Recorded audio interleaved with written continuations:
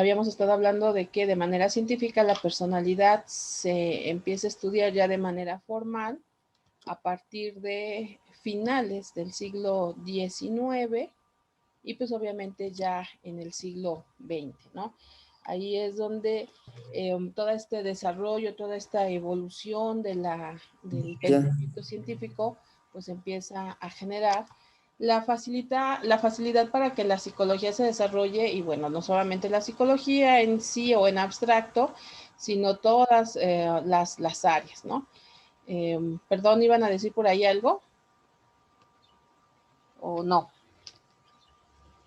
¿No? Bueno, ok. La clase pasada, entonces, hablábamos de una manera muy genérica.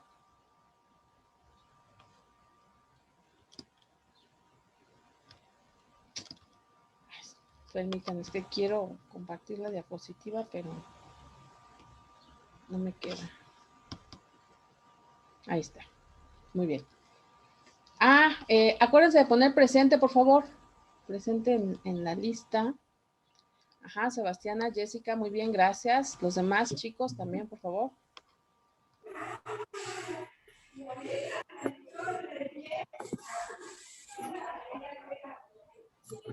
Ok.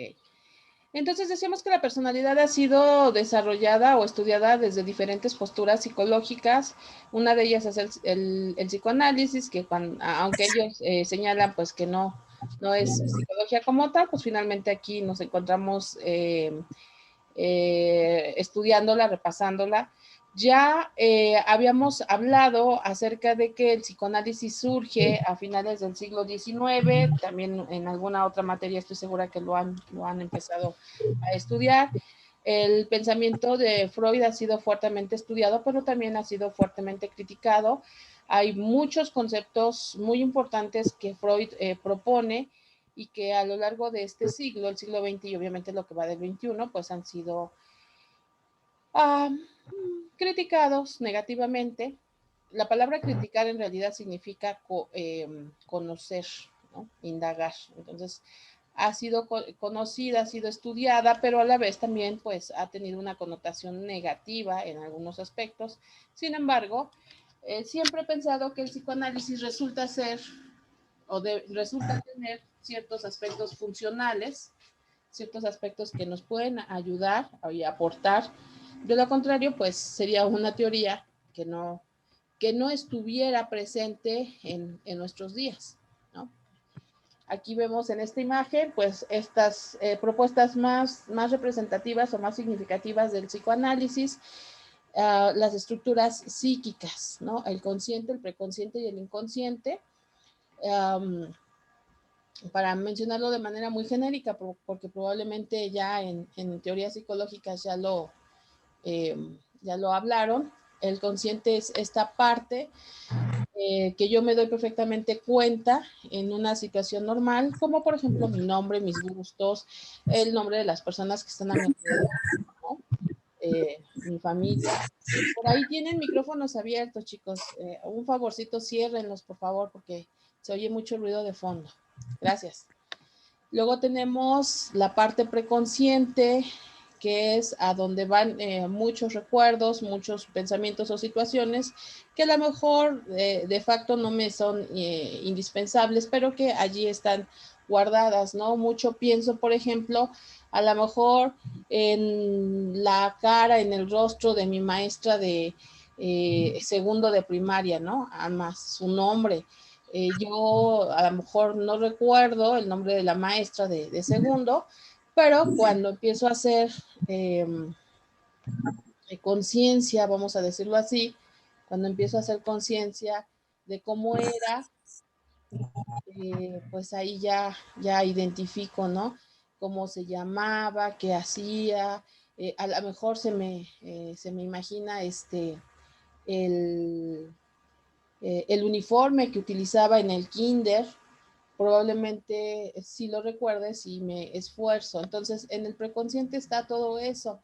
información de otros cursos, información de lo que hayan estudiado en la primaria, en la secundaria, que a lo mejor no es algo que se utilice todos los días, ¿no? Se me ocurre, por ejemplo, en su momento en la secundaria pudieron haber estudiado las eras geológicas, a lo mejor les llamó la atención, les gustó y se las aprendieron, pero como no es algo que utilicemos todos los días, pues ahí están guardadas. Y cuando de repente ocupamos un libro de geografía y vemos esas eras geológicas, dicen, ah, sí, me acuerdo, yo me las sabía cuando estaba en la secundaria, ¿no? Y las leen tantito y se empiezan a acordar, ¿no? Bueno, lo recuerdo mucho, o más bien lo evoco mucho también con las canciones. Hay canciones que a lo mejor estudiamos cuando iba a ser un 10 de mayo y le íbamos a cantar a la mamá, ¿no? Por ejemplo. Pero ya después, o poemas, ¿no? Ya después, pues ya no las utilizamos, ya no las volvimos a cantar, ya no volvimos a saber nada de ellas. Y 10 o 15 años después, otra vez volvemos a oírla o otra vez volvemos a tener contacto con ese poema, esa canción, y nos damos cuenta que la podemos cantar como si nunca lo hubiéramos dejado de cantar, ¿no? Como si todos los días lo hubiéramos tenido presente. Bueno, pues todas esas circunstancias están precisamente en esa parte de nuestra mente que Freud llamó preconsciente. Y finalmente está la parte más baja, más grande, además eso es importante. Se hace esta analogía con el iceberg porque en el caso de estos grandes hielos, nosotros, aunque veamos un hielo enorme en la superficie, pues realmente si pudiéramos ver lo que está abajo, nos daríamos cuenta que es muchísimo más grande, ¿no? Y que la parte del iceberg que nosotros vemos es menos de una cuarta parte. Lo que está abajo es lo mayoritario. Entonces, en el caso del inconsciente, Freud señala algo más o menos semejante en cuanto a que en el inconsciente está la mayor parte de nuestras vivencias. Y hasta cierto sentido yo pienso que es algo normal porque no podríamos recordar absolutamente todo lo que ha sucedido en nuestra vida. Um, yo pienso que imagínense ustedes como precisamente un librero, en donde el librero hasta un punto determinado ya no puede um, albergar más libros, ya no. Si yo quiero meter un nuevo libro, necesito quitar otro. Y si decido no quitar un libro, entonces pues ya no cabe otro. En el inconsciente sucede algo más o menos semejante. Hay recuerdos que se van guardando y se van quedando solamente los que son importantes. Los que no son importantes, pues se pierden, ¿no? No por algo, si alguien de ustedes ha visto la película de Intensamente, hay una escena donde unos entes empiezan a borrar, ¿no? Empiezan a quitar recuerdos, porque ya no son necesarios. Ya, pues, o se echan a la basura o se guardan en un lugar donde ya no se van a ocupar, ¿no? Digo, por supuesto que la película de dibujos animados es muy simbólica, sin embargo, algo lleva dentro de sí que es cierto. Y por último, pues tenemos estas tres instancias psíquicas que son el yo, el superyo y el ello, ¿no? En donde el más sincero, el más directo, el más verdadero, el más real de estas instancias es el ello. Eso es lo más puro, lo más primitivo. Primitivo en cuanto a que es primero. Primitivo significa eso, lo primero. Antes de que todo se modifique, antes de que todo se cambie, pues lo primero es el ello. Y nos dice que el ello está dado en nuestros instintos, nuestras pulsiones, decía yo, nuestros deseos um, más sinceros, pero que pueden ser hasta cierto sentido incompatibles con el mundo de afuera. Y como son incompatibles, entonces resulta vergonzoso expresarlo, decirlo, y entonces se quedan guardadas. Si se dan cuenta, están hasta la parte baja, hasta la parte más baja.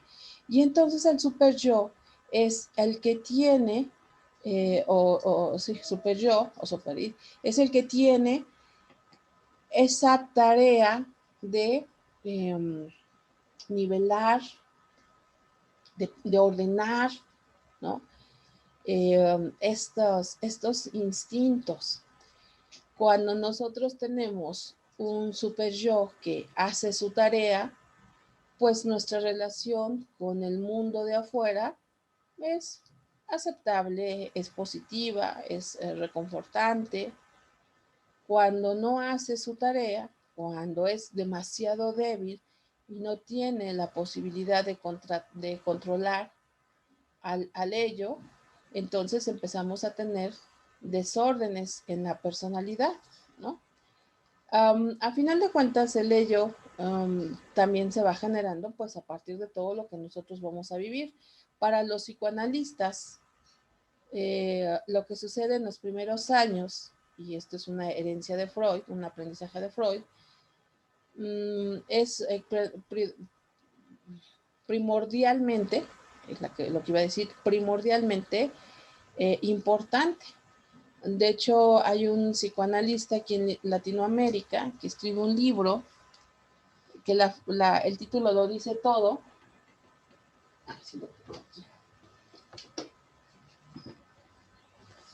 Infancia es destino, ¿sí? Las experiencias que nosotros tenemos en nuestros primeros años son sumamente indispensables para el desarrollo de nuestra personalidad. A partir de esas experiencias es la forma en que nosotros nos vamos a relacionar con el mundo que nos rodea. Yo les decía, están los instintos más primitivos. Si yo en mi infancia tuve que convivir con una madre castrante, en términos psicoanalíticos, una madre castrante se hace referencia a aquella que pone demasiados límites y que no me permite desarrollarme como ser independiente. Genera todo lo necesario para que yo esté dependiendo de ella. No me deja tomar decisiones. Todas las decisiones, todo lo hace ella. Y cuando yo hago algo por mi cuenta, cuando me atrevo a hacer algo por mi cuenta, no me lo valora, sino al contrario, me lo critica, me regaña, dependiendo del tipo de persona, pues hasta puede utilizar palabras altisonantes, ¿no? Ay, tú haces puras pendejadas. Y entonces cuando nosotros escuchamos de esa persona que se supone que nos tiene que ayudar, cuidar, controlar, etcétera, y no, escuchamos esas palabras tan fuertes, entonces algo dentro de nosotros se hace chiquito, ¿no? Y entonces ahí ya empieza el desarrollo de nuestra personalidad. Híjoles, este, sí, sucede, ¿no? Pero llega a haber madres tan castrantes, pero en exageración, en demasía, o padres muy agresivos, muy controladores, muy violentos, en donde lógicamente, pues yo después de ser un hijo tranquilo, sumiso, eh, eh, seguidor de todas sus leyes, de todas sus instrucciones, pues llega un momento en que algo de mí se revela, ¿no? Y se revela en muchas ocasiones a través de la proyecciones no, no de manera directa, sino poniendo ese odio hacia afuera, hacia los demás. La personalidad, por ejemplo, de muchos psicópatas y sociópatas, que es diferente un psicópata a un sociópata, la personalidad de ellos mucho tiene que ver precisamente con estas madres castrantes, que pueden ser en dos sentidos, tanto las que son buenas, que todo le hacen al hijo, que por todo se preocupan, que pueden ser muy maternales, muy abnegadas, todo como muy positivo, y lo estoy, fíjense que lo estoy diciendo entre comillas, todo muy positivo, o la otra, la violenta, la que tampoco me deja hacer nada, la que en todo me pone un límite, pero que además de todo es violenta en su relación conmigo, ¿no? La verdad es que a final de cuentas, las dos son violentas. Esta de una manera, la que es dulce, amorosa, tierna, pero no me deja crecer, es un tipo de violencia. Y la otra, la que abiertamente sí es agresiva, que puede ser vulgar, etcétera, etcétera. Entonces, estos modelos van a generar entonces este tipo de personalidad y yo no lo voy a dejar, digamos, directamente, no lo voy a manifestar directamente sobre esta madre, sino sobre lo que está afuera, ¿no? Sobre mis compañeros de la escuela, sobre mis maestros, sobre todos los demás, ¿no?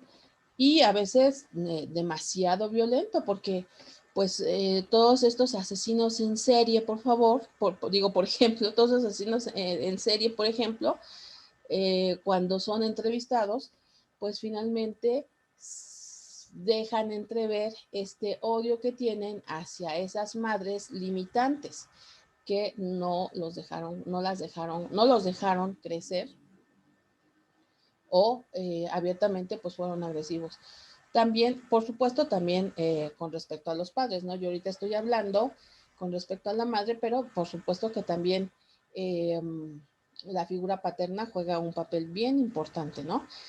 No entendí lo que dice por experiencias. Eso de la madre es feo. A ver, ¿cómo, Noel? No, yo no te entiendo. ¿Qué fue exactamente lo que no entendiste?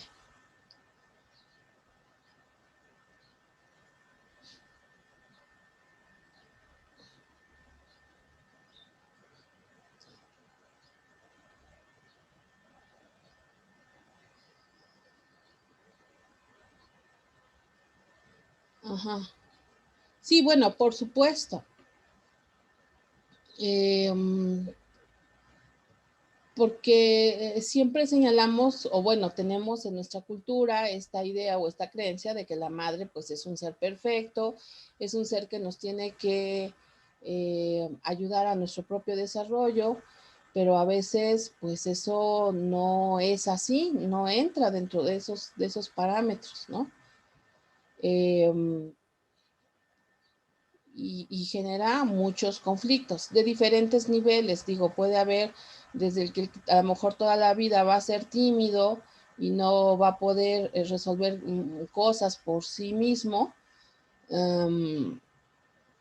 hasta, como decía yo, pues a un nivel ya muy, muy elevado como un psicópata o un sociópata. Que además ahí intervienen algunas cuestiones, ¿cómo decirlo? Biológicas, es la palabra que iba a decir, algunas cuestiones biológicas, porque también ahí tiene que ver el trabajo de la amígdala y bueno, algunas otras cosas que más adelante ustedes van a ver, ¿no? Bien, les decía, aquí tenemos pues las características entonces de estos tres lugares, la conciencia, inconsciente y el preconsciente.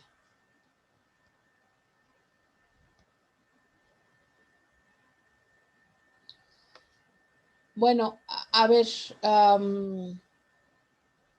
es muy importante, chicos, y esto lo digo para todos y en todo momento. Nosotros como psicólogos es muy importante que hagamos un diagnóstico muy completo cuando vamos a pensar o cuando estamos trabajando la personalidad de alguien. Para hacer un buen diagnóstico de personalidad necesitamos varias herramientas. La entrevista es bien importante. Test de personalidad también es muy importante.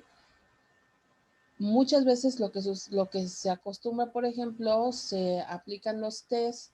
Nosotros como psicólogos los vamos a evaluar. Hay escalas ya establecidas, escalas estandarizadas. Y luego eso lo tenemos que contrastar o lo tenemos que cotejar con una entrevista.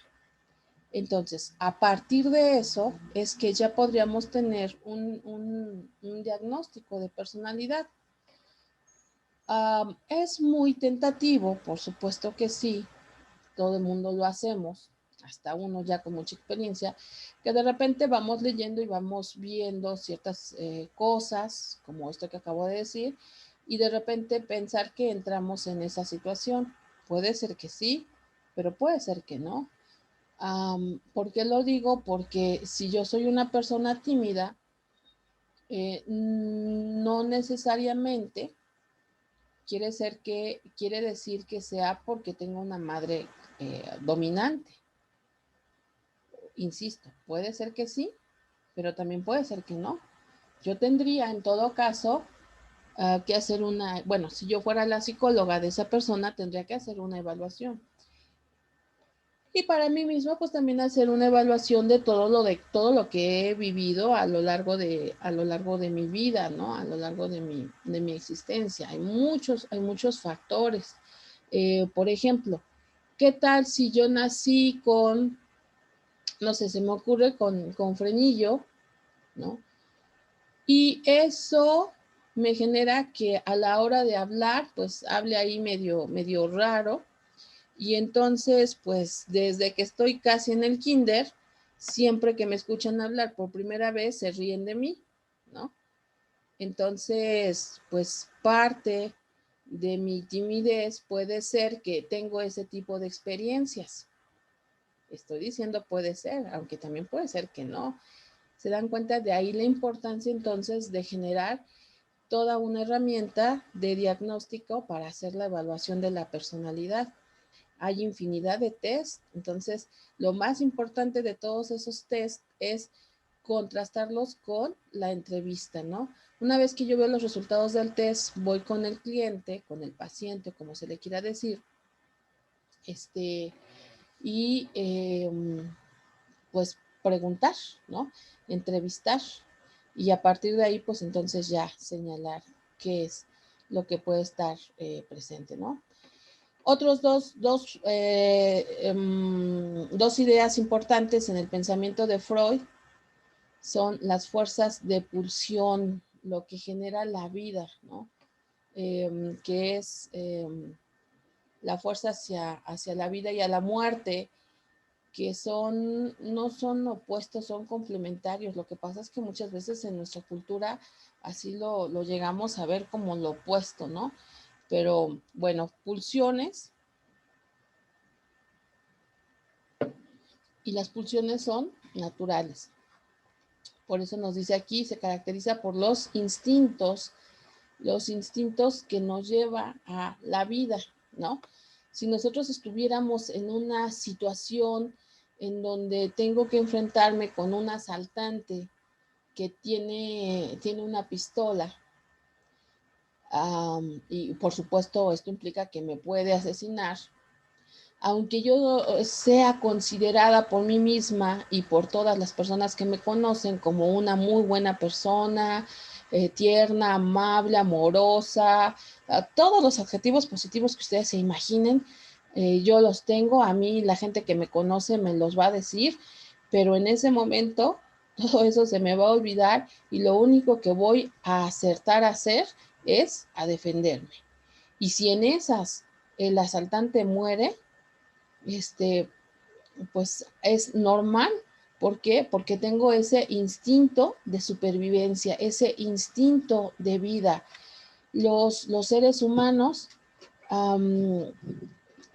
bueno, todos los seres vivos, pero en especial los seres humanos, a veces no identificamos que tenemos muchos instintos, es decir, situaciones de conducta que son propias de nuestra especie o que son propias de nosotros como seres vivos. Y en este orden de ideas, pues tenemos precisamente ese instinto de vida, ¿no? Esa necesidad de comer, de beber, de eliminar los desechos, o sea, no es algo que los demás nos enseñen, ¿no? Cuando el bebé acaba de nacer, nadie le enseña a respirar, nadie le enseña a comer, no le enseñan a succionar, eso ya lo están viendo en desarrollo humano. Al bebé no se le enseña, son parte de nuestros instintos. Bueno, pues Freud hablaba precisamente de esos tipos de instintos que van o que giran hacia la vida y que giran hacia la muerte, ¿no? Y que bueno, no quiero decir con esto que la persona esté buscando suicidarse, ¿no? O sea, simplemente son cambios o transformaciones, ¿no?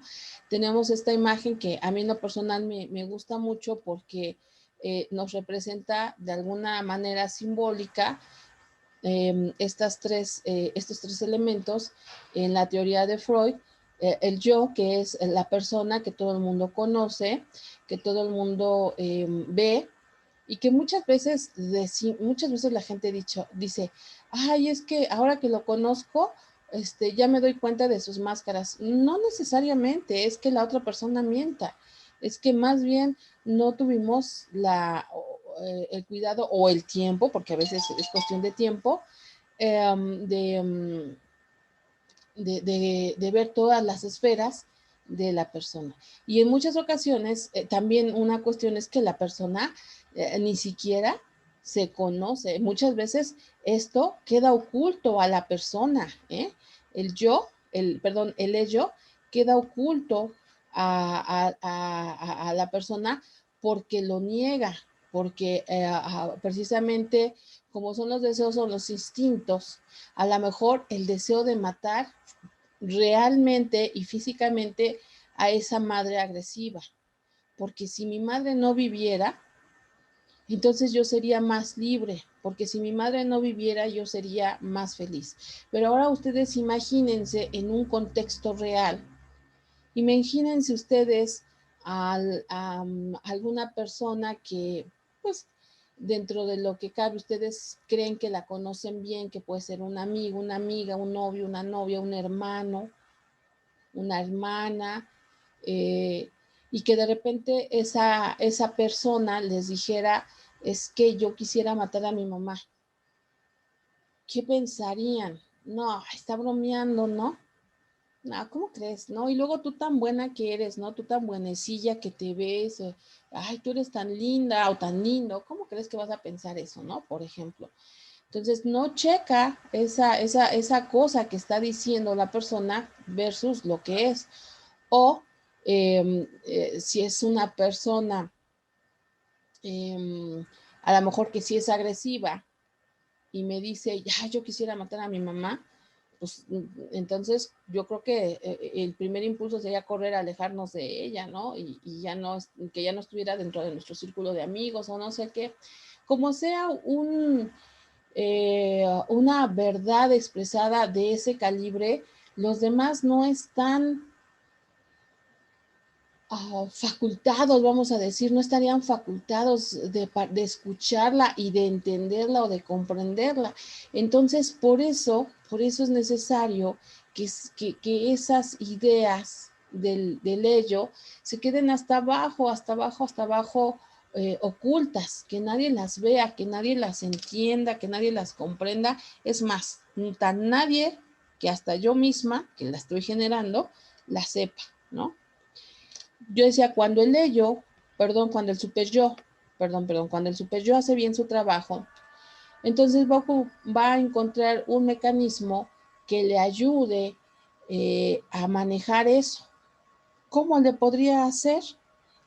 Pues seguramente lo que puedo hacer es casarme e irme a vivir hasta Tijuana.